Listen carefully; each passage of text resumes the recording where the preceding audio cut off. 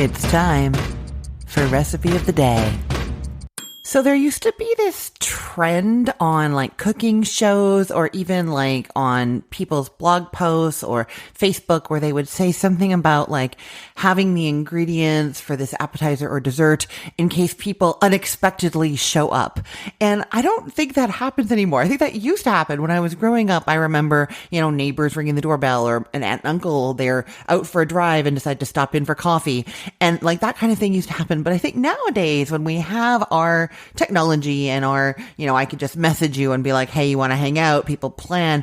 We don't tend to just drop in on each other as much, or at least I don't have that experience. And so I feel a little inauthentic or a little silly saying to you that this air fryer baked brie is an amazing recipe that you need to know how to make because you can have the ingredients on hand and throw it together when you have surprise guests, because I don't ever have surprise guests. So instead, I'll just be really honest and tell you that I love having the ingredients for this baked brie around in case I suddenly want to surprise myself with a nice treat. You know what I mean?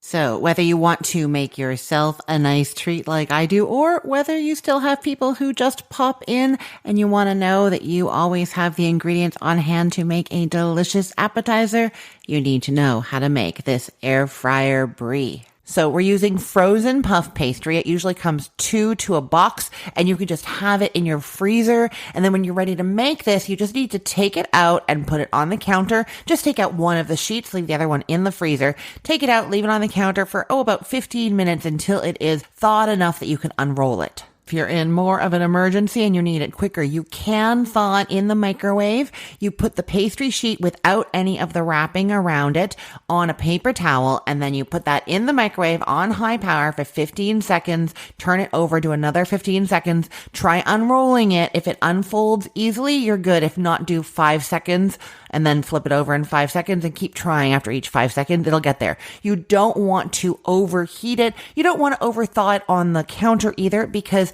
what makes puff pastry so good is the butter in it that's kind of cold and forming these layers. If you start melting that butter, then it turns into like more of a pasty dough and doesn't get that puff and rise that you want. So you do want to thaw it. The best way to do it is just on the counter, but if you are in a hurry, the microwave will work. So yes, this is a brilliant recipe. Always bake brie because the puff pastry could be in the freezer. And also your wheel of brie, we're using an 8-ounce wheel of brie cheese that can stay in your fridge. The dates are usually really good on it. And so I usually have like 2 or 3 of them over this time of the year in the fridge, and they're just there when we want them. It's such a nice treat. So you do want the wheel, like the full round with that like white coating all around it. That white coating is actually going to help hold the brie in so it's just not oozing out all over the place. If you instead have a wedge, it'll work and the puff pastry will hold it in place, just not quite as well. You do risk having some oozing out if you have the wedge instead of the wheel. So once your puff pastry is thawed, you just unroll it like onto a plate, and then you put that wheel of brie right in the middle. So you're taking off all packaging,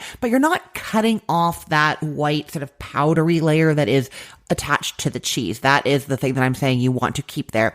So you put that right in the middle of a pastry. Then you top it with some preserves and some nuts, but a 1/4 cup. You can do cranberry sauce, you could do apricot jam, anything like that. And then 2 tablespoons of toasted nuts. Pecans are great. Walnuts are great. Almonds are really nice. I love cashews. Cashews are like my favorite nut, and I think they get a little underused in this kind of thing. They're so good. Or really, if you have a can of mixed nuts, you could just take a handful of those and chop them up. It doesn't have to just be one kind. Okay, so once the brie is topped with those things, you're then bringing the corners of the puff pastry up and over the brie, gathering them at the top, and then sort of pinching them to tightly seal. You're hoping that the brie is going to stay encased in there. You see what I mean? Then you're going to whisk together an egg with a little bit of water, and you brush that all over the outside of the pastry, not underneath, just over the top and sides. That is there to make it nice and shiny when it cooks. Okay, I should have said this sooner. I don't usually worry about preheating the air fryer because it gets so hot in there so quickly anyways. But in this case, because we do want that puff reaction from the pastry to get going right away, it is best if you preheat the air fryer to 375 degrees Fahrenheit. Get it preheating for just a few minutes while you're wrapping that brie up and brushing it in the egg. And then the brie is going straight into the air fryer basket. I will say it can ooze out. You can end up with a mess. So it is great if you have any of those air fryer sheets, the parchment sheets, to put in there, and that will protect your air fryer from that like burnt on cheese kind of situation.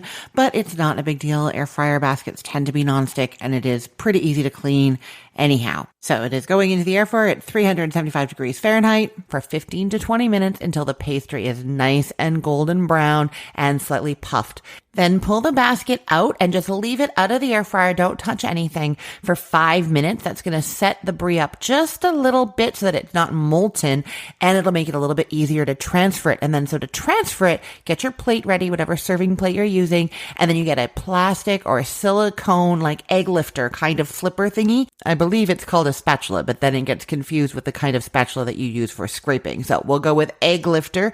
One of those goes underneath the brie, and then you transfer it to your plate held really close by, and you don't have to serve it with anything. The great thing about baked brie done in a puff pastry is that you kind of get the bread component from the puff pastry. You've got your fruit and nuts in there, and you've got your nice melty cheese, but it's often served with some crackers or some slices of baguette, so you could arrange those around there if you want to, some butter knives, and then people can dig in. And by people, I of course just mean me or those guests who maybe popped in. I will put the link to this recipe in the show notes for this podcast episode, or you can head to cookthestory.com/ROTD and get it there. Everything there is arranged by date, so it's helpful to know that today is November 1st of 2024.